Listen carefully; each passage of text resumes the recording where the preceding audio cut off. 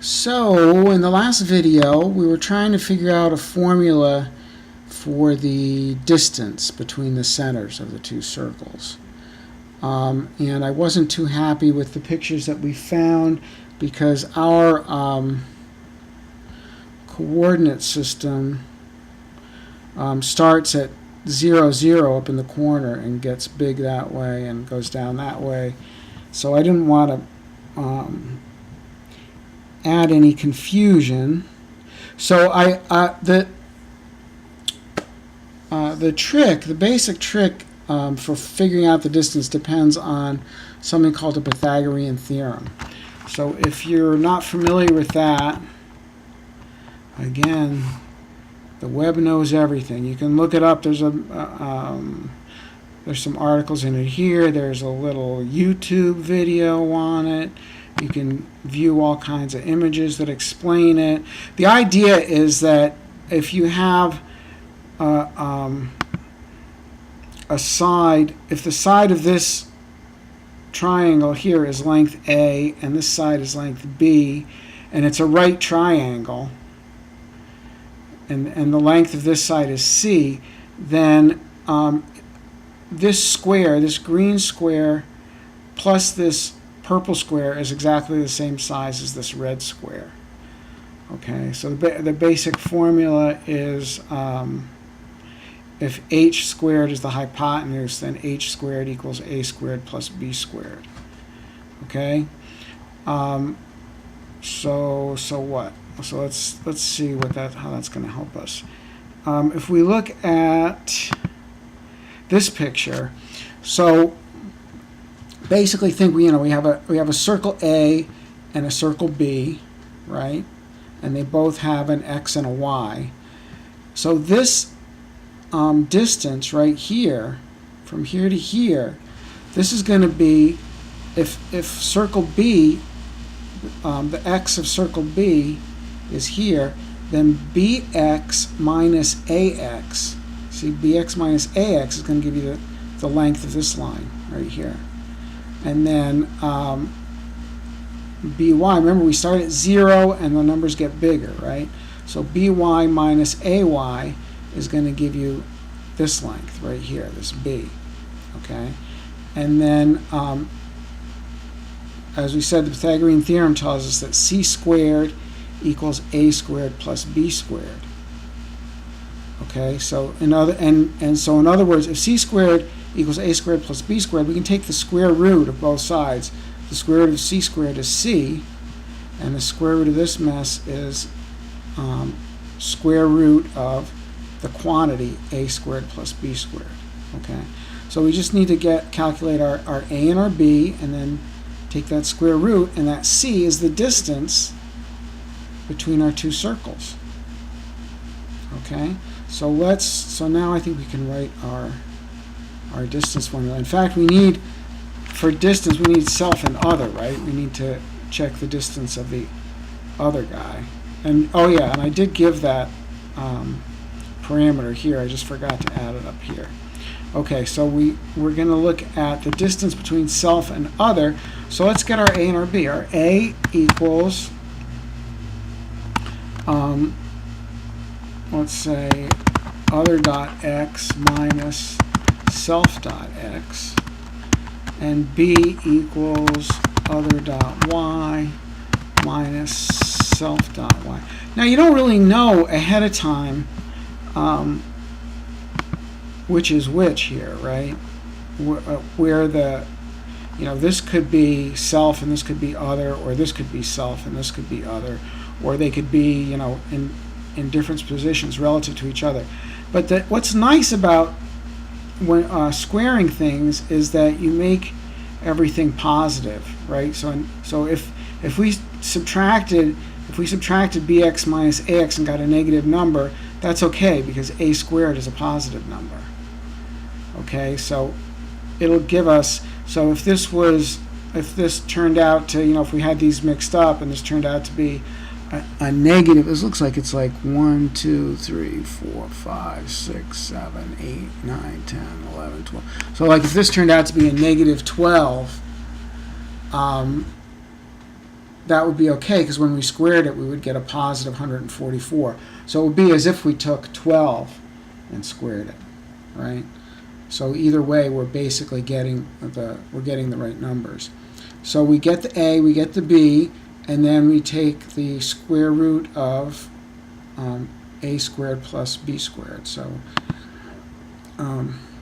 that's what we'll return. So we'll return math dot square root of A squared plus B squared. So math square root, I don't know if we talked about this before, but I'll just show you in the docs. If you look in the math module, that's where square root is. Where is it? Yeah, right here. Okay, so you have to import math, and then you can call square root by saying math dot square root. Okay, so let's make sure we imported math up here. Import math. Okay, so now we've got that distance. Okay, so we should be able to tell if things are touching. So now, how do we test this out? Because right now nothing's going to happen. I mean, we've just written these two functions, is touching and distance, but we're not invoking them anywhere. We just define them, right? So it's like, you know, it's like in microworlds, if you write these procedures but you don't add them into the backpack, then nothing's going to happen, right? So let's see how we can test this out. Well, I think that the best way to test it out would be to have balls that are touching and balls that aren't touching, and you know, check them out to see you know, which is, you know, whether it works or not. So let's try to have two balls that are. Let's start out with two balls that are not touching. So I'm going to change my ball count to 2, and also just to like make it easier for me to hang on to things, I'm gonna just make them stay still all the time, which I would do by making their velocity 0, right? So if I if I set their initial velocity to 0, then they won't move. So I'm gonna just, for now, comment this out and say dx equals 0 and dy. You know what? In fact, instead of doing that, I think what I'll do is make a copy of this whole thing, because I also want to be able to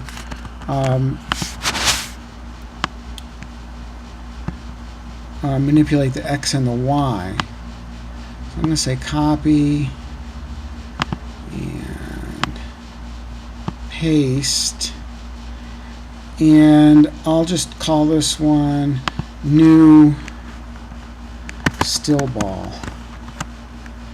Alright, and what I'll do here is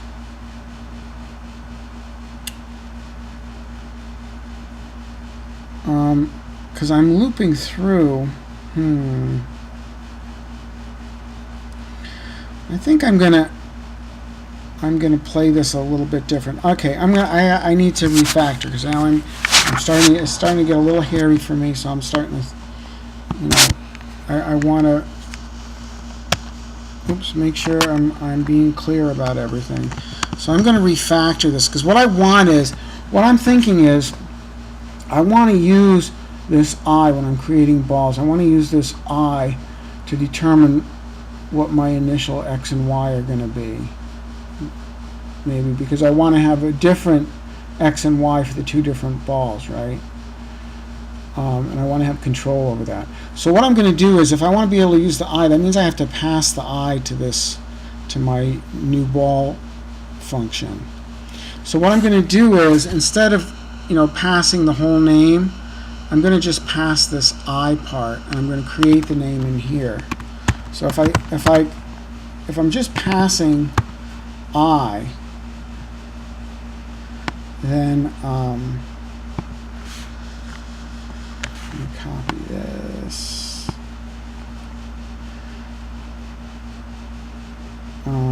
Then I'll just say name equals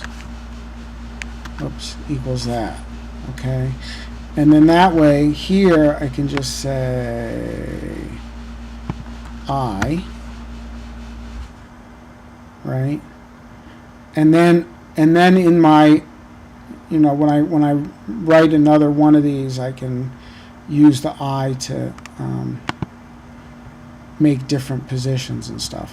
So let me just make sure I didn't break anything with my refactoring. Okay, that looks right. It's wrapping and everything. Okay, so I'm going to copy this one now.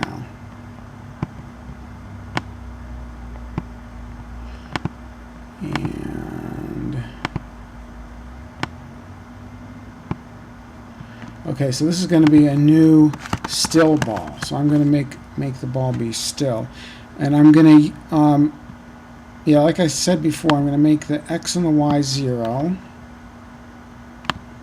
or the dx and dy 0. I'm sorry. So that way it won't move, because every time then I add 0 to the x and the y every time, the x and the y are going to stay the same, right? So and then for my x, let's see. So for the first version, I think what I'll do is I'll have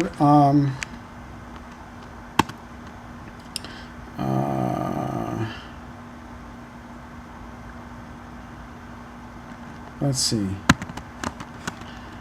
x positions be,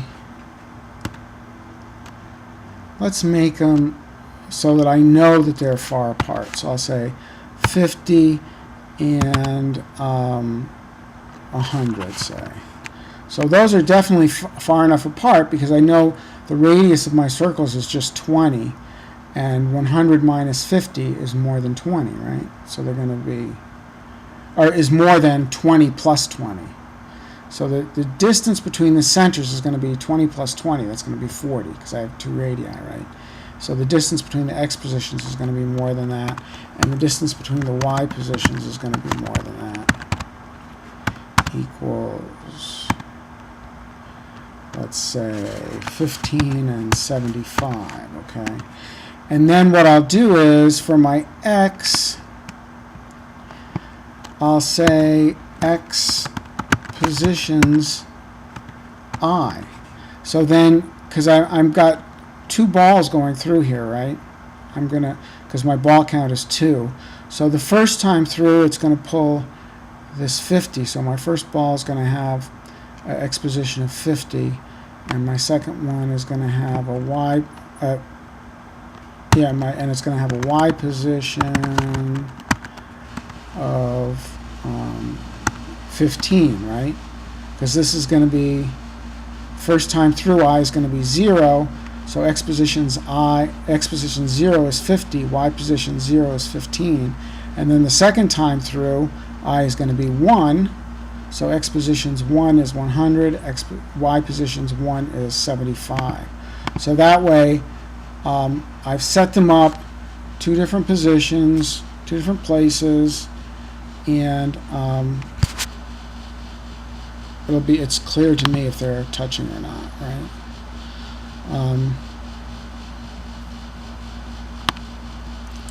So I'll do that. If this is not clear, also, you don't have to use a loop here. You can just, create 2 separate balls and give them the positions you want. But this is just another way of doing it. So now what do I want? Well, now I want to check to see if they're touching. So after here, let's print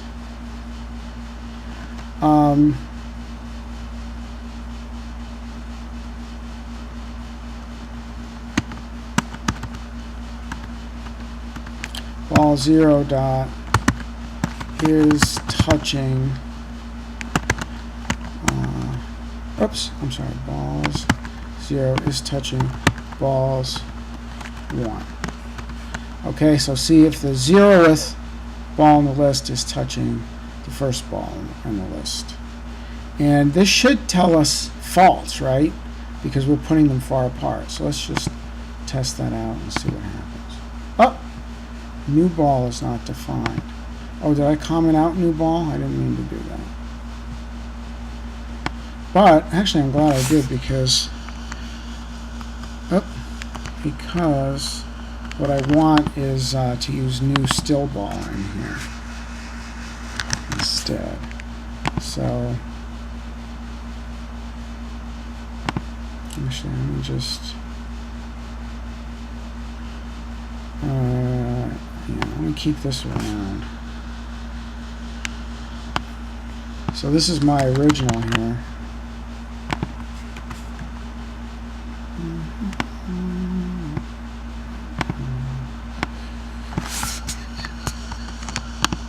And I'm going to make this be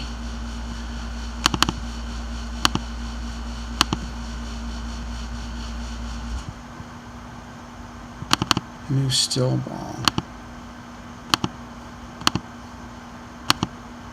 Let's see if that does it. Oh, I got a weird indentation over here for some reason. Okay, false. They're not touching. That's what we want. So now let's make sure they're touching and see if we get true. So now we'll make them much closer together. We'll make this be 100 and make this be 55, and we'll make this be 15, and we'll make this be like 35. So then they should be overlapping pretty nicely, and we should see them overlapping, and it should say true over here. Let's see. Oh, there we go, true. Okay, so we have our test to see if two things are touching, and in the next video we'll take the next step towards actually doing something when we see them collide.